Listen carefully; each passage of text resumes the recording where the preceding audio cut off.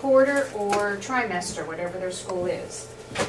And if language on demand is difficult for them, I will cue them.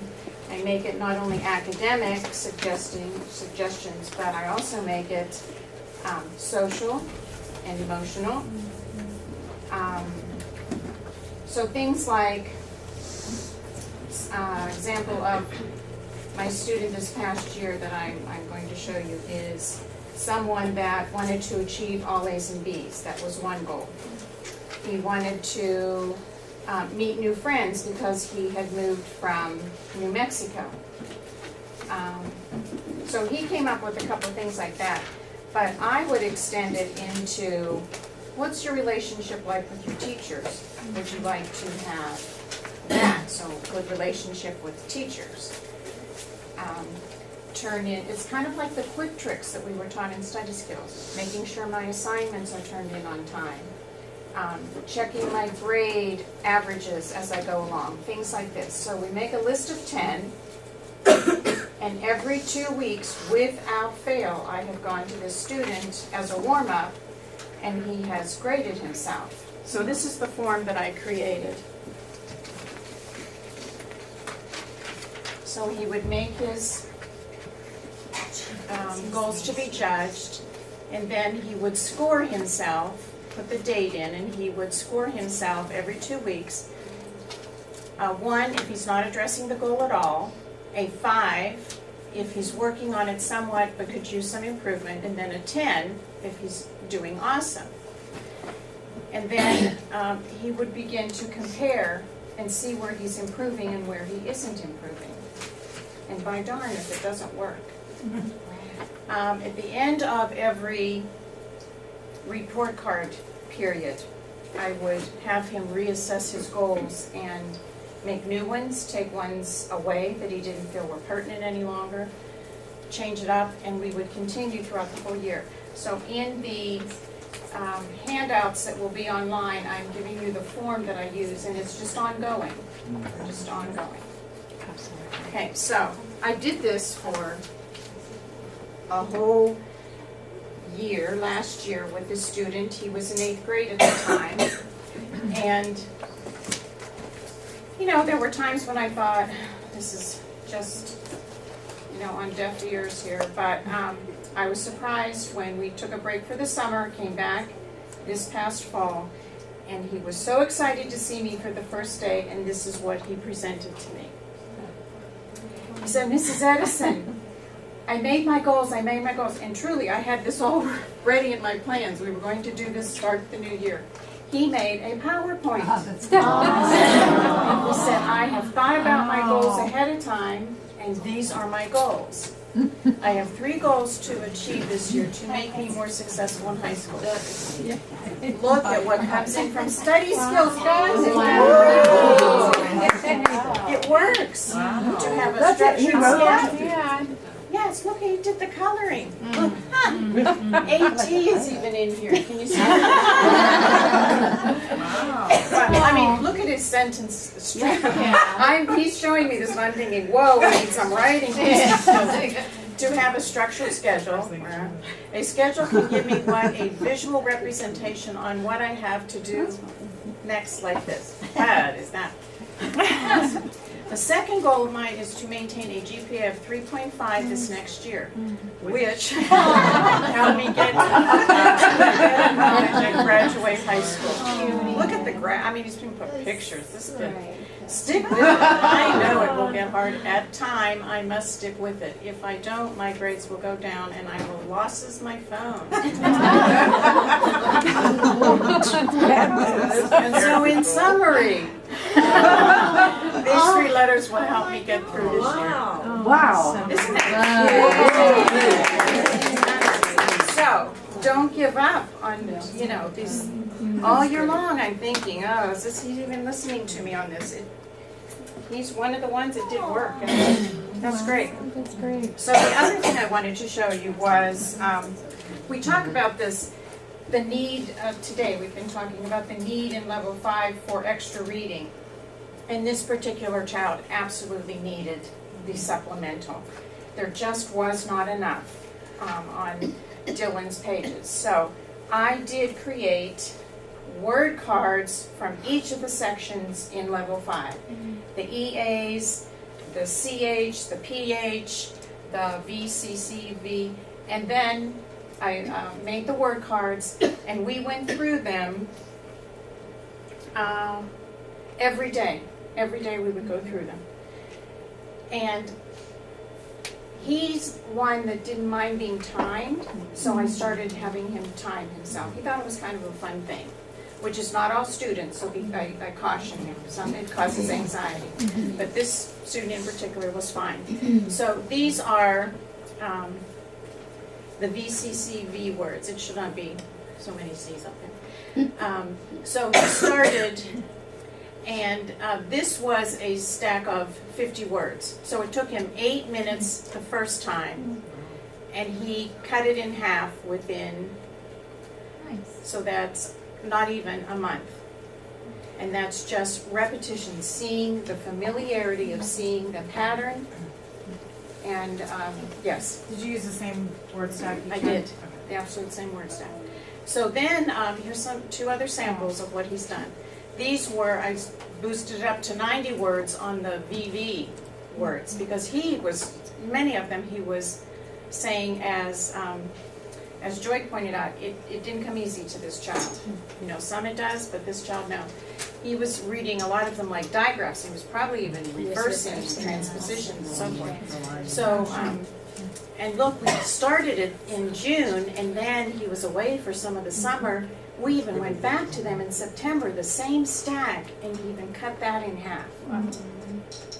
And then, this is another group more recently, a different group of the VV. It was down to 50, but once again, he cut it down in half over a period of really just a month there.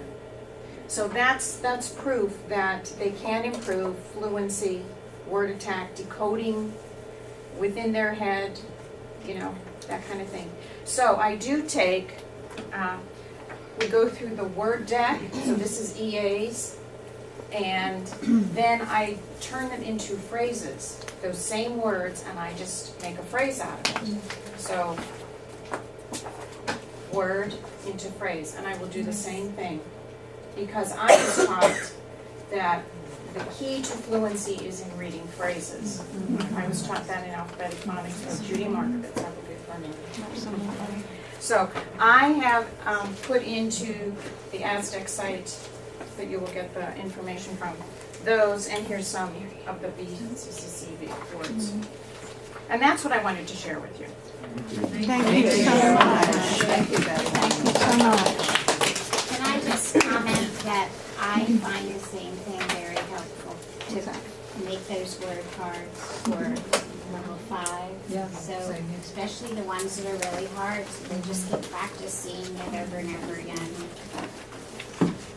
We had a question pertaining to the making the syllable cards, so we'll talk about that. so. Okay. All right, I have a small handful of questions. I'm going to address them. Everybody in the panel, please jump in. There's some specifically addressed to you that you've given to me, so I will take it. This has been awesome, hasn't it? These guys have so much. Thank you. We have a wealth of, and everyone here is a supervisor, so they are passing on their information to individuals. And we want to share the wealth, because initially we were in training pretty much just us. It was a much smaller ASDEC, and I learned so much from you. Some of these folks were my supervisor, and I have, they passed on a lot to me, and I just wanted to be sure that ASDEC's flow of information and sharing and support of one another continues. It's really important that we stay in touch, that we access each other with questions, we share what we learn, because there's nobody, I don't care how many years you've been doing this, you are still learning. You are still applying. And I've learned a lot today too from you guys, thank you. I had a quick question. Deb, this is more for your presentation on Cho, saying Cho. Yeah. And this was some, yes, we were wondering if some of us say, like you were saying, presidential. Some of us actually do say presidential. So I'm wondering how much of that might be dialectical or regional, It may be. you know, because I'm just So wondering. if what do you you look it up in the dictionary, I look at all those words. Did you look it up? It says SH, schwa-e. All of them are SH. And I say SH, and I was wondering the same thing, if maybe what you're That could doing be, is that could a be. colloquial. Yeah. Along those lines, there are some words that you might encounter that you pronounce differently than the way she is placing it to be pronounced.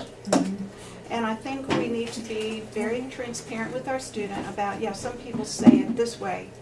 This is how we're gonna read it here because this is what it's coded for.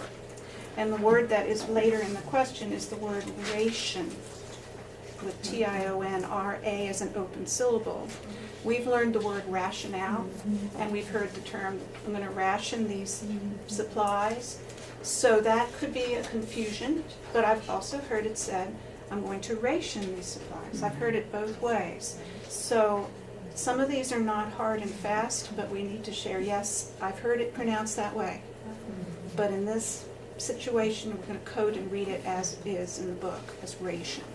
And that's the So- case also with the unaccented I, as an indirect. Some people say, I don't think anybody says indirect, but quite often there are words with igloo, with it, either igloo-I or Yeah. iris-I.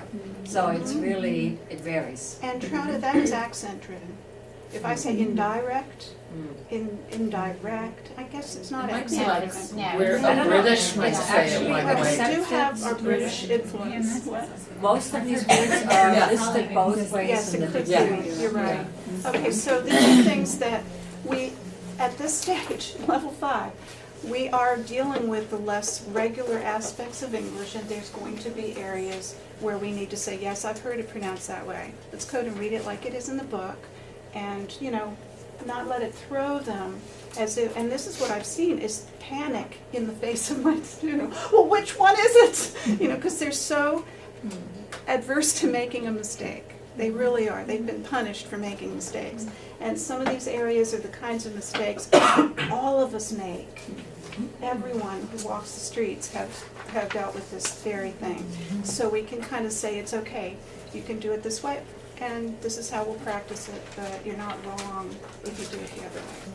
Well, what I'd like to emphasize though with that is that you do have to read over those word lists because there will be some irregularities that come up. Yes. When you hit treasure and measure, SU is never taught as G. When you hit the word beige, GE is never taught as G. That's true. The And jus then, sound. so scattered throughout level 5, Right. you're going to find these irregular sounds that show up, and you have to be prepared to address those with your students. Haven't you found that the jus sound just starts to pop up after the jean is taught? Yeah. They just start to suddenly appear, and that's the first time they actually hear ju is in the jean. Pam? I was just, what do you say to your student? Just, oh, well, this is just another. Yeah, it depends Just upon the just- student. You know, in level 2, I think we have the word cashmere, And it was, Right. and then, Coded. you know, when I hit that word, I just say, you know, there's a voice line through the SH that says the j sound. right. And I might just point out that, yes, this SU has the j sound, and move on. Or with another student, I might say, yeah, SURE, that's actually a final stable syllable. But that's, it depends. You know, there are a lot, it's almost like when you have open syllable U, it's very confusing because Yeah. in, You and in who. her instructional manual, Yeah. she doesn't point out that open syllable U or naming U can say ooh, Mhm. like Yeah. oh, Yeah. when it comes after certain letters, but it's like It's an in the N, grade R, manual. no. Yeah. It's in the grade book, in the Right. grade it book. says it specifically. Right. But But not in in the Sanders material, so it's a confusing issue, I find. But the with auditory students. review response for ooh is digraph Digraph OO and OO. final position open syllable U. So they had addressed. But Little- she never specifically addresses that. No, it's not in the manual. But in the IMF Happy page guy for is you doing- making the sound ooh, where she has digraph O, no, she has you making the sound ooh, she separates out those words. Here's what I do. I go down and I identify as they're reading it, and most of our English-speaking students are gonna say ooh naturally. And so identify and circle whatever sound comes before that and say, those are the letters that can influence you from saying you and make it ooh. And just identify them and have them practice it that way. But that's a discovery in a way, because they already are Gets a discovering. little tough in spelling. Yes, They'll Yeah. wanna write the O. exactly. Even though they haven't been taught that yet in sounds and syllables, but they know it from school. Yeah, and I think you need to be cautious not to set them up with Yeah. those words that have the ooh sound for you. Anything more on those weird pronunciations of things that we deal with every day? Yes. French and the I having the sound in. Could you just go over this list because I'm gonna have you hand it to me.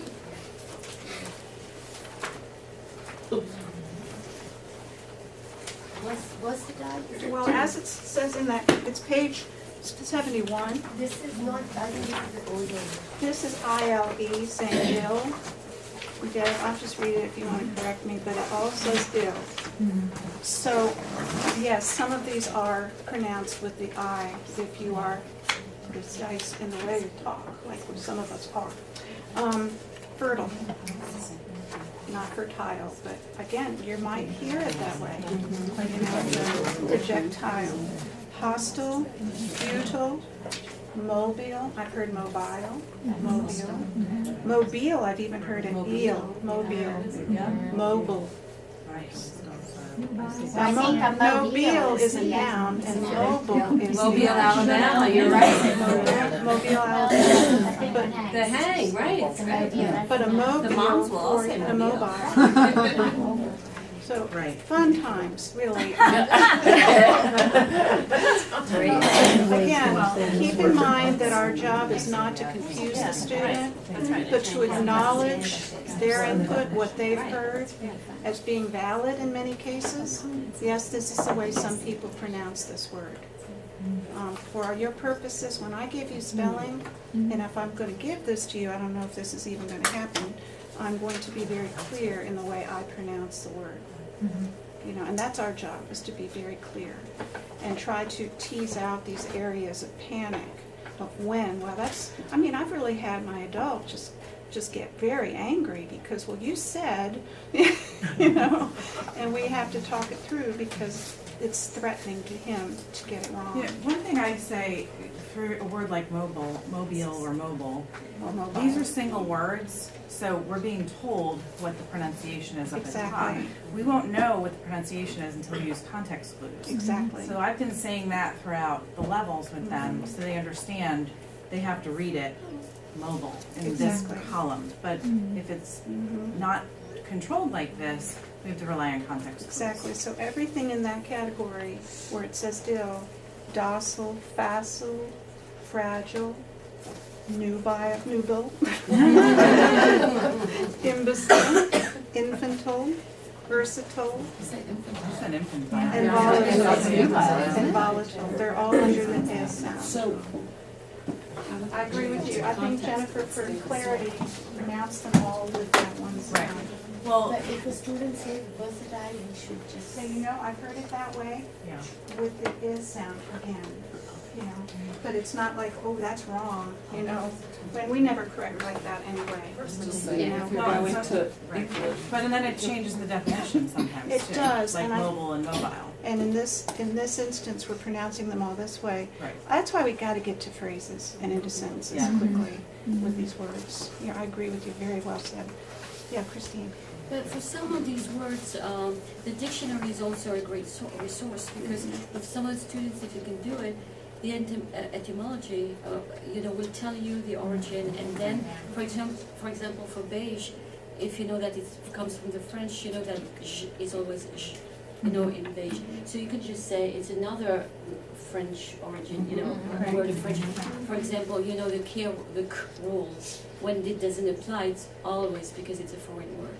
So it's either Indian or, you know, it's very easy to use that as a dictionary skill, you know. Absolutely. And like 2 or 3 and just work on those. And then it's fun to find more than actually use that. That's great, yeah, use your dictionaries, use your apps with your dictionary on there.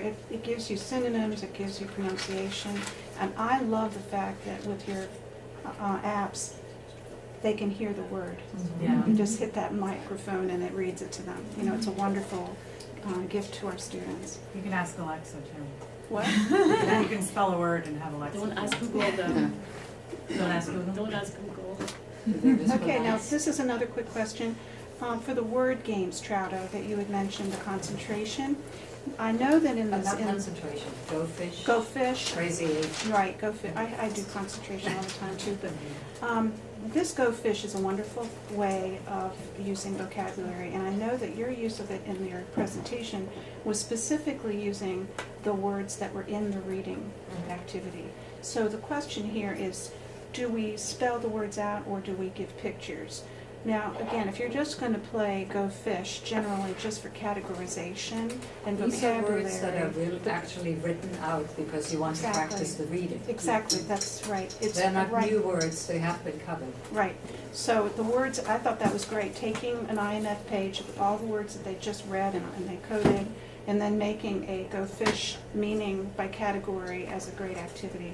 But generally speaking, when you're doing Go Fish, you can begin with the younger students with pictures, Oh, just to absolutely. teach basic categorization, and then move into words that I usually read for them and have them sort, and then they can read and touch and read before we even set up the game. So these are ways that you can use that, and it's a great game for comprehension and categorizing. Morphology, Van Cleve's Morphology, I hope you see the email is up here. Go on his website, he probably has an area where this is where I'm teaching next, okay? He has, again, the morphology material is free download, although rumor has it, he's gonna create a book, just like he did with writing. Used to be all his writing materials were free downloads, and I think some are still available. His morphology is going to become an actual book you can buy, okay? But the handouts that he has on his website are extraordinary, and I usually hand out a lot of those in Language 2 when we discuss morphology, if you recall, okay?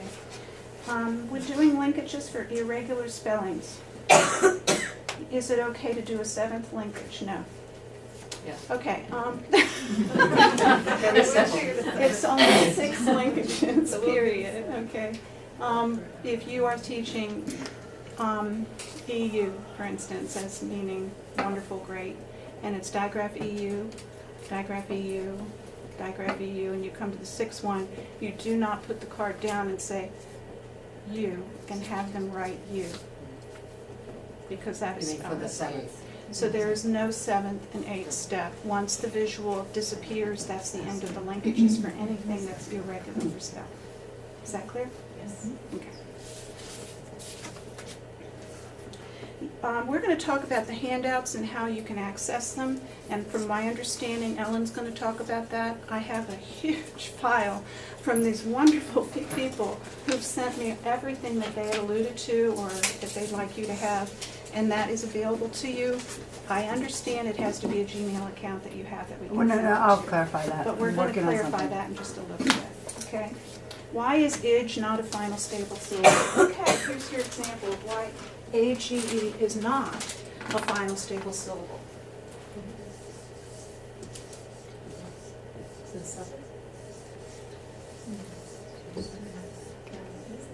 Final stable syllable means that it's at the end of a word, not a base word, but the end of a word, and cannot be divided up, right?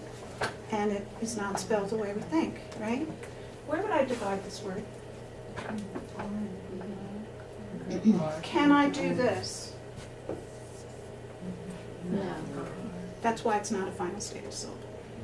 You're adding sounds to it. In many words, you are adding sounds to it. It is a combination sound.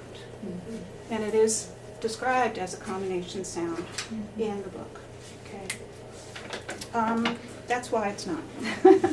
syllable division, when there's a choice, this is a great question. When is it that you do, when the student codes it and it's wrong, and yet they keep going? Okay?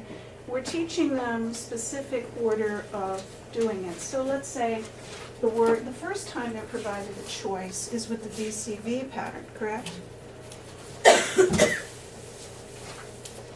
So we have, there's your classic. And they've been taught that their first choice is to always go with the open syllable first, correct? So that's what they do. And they keep going. They read it, Robin flew up to his nest. What do you do when they don't catch their error? Because their next choice would be to code it, right? And there's many, many pages where they practice that back and forth, if you recall.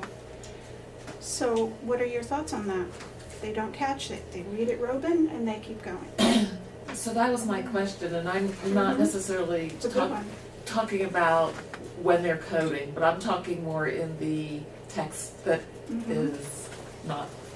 Okay, so filtered, they whatever. read it without coding it. They read it, Robin, correct? Yeah. Well, that would be a very common mistake, actually. Yeah. If they read it, point to it and say, "You read Robin. What else could it be?" Code it. And I have mean, to them it code doesn't Yeah. matter. You know, they just keep Well, going, and I don't know if that's just what that's- dyslexics do, or whether it's what anybody would do with the word. It's what dyslexics do who aren't thinking about what they're reading. You know, who right. really are just Reading with getting memory. through it and Right. reading from memory. They're not internalizing whether something makes sense, plus they're not internalizing that they have a choice with this syllable pattern. Right. So if that's happening, they have to practice that's the coding and the choices some more, okay? But also point to it and say, read again, Robin, right? What else could that be? Robin or, and then, oh, Robin. So read again, does that make more sense in the sentence? Welcome back, welcome back. And along with that, if you're seeing it popping up like that more and more, you may be going too fast. Could be, yes. They need more practice with the reintroducing it, or more practice. Also, yeah, the comprehension side. Yeah. Like, There has to be that that's awareness of comprehension. That's an excellent point. When someone is continually making a mistake, it's not like they just aren't getting it. Guess what? Look in the mirror. Are you going too fast? Have you mastered this particular thing that they aren't getting? So that's an excellent point. Thank you. Yeah. If I can just add a quick follow-up to that. With toggling between syllable division patterns, there is a point where you are relying on their contextual / background knowledge.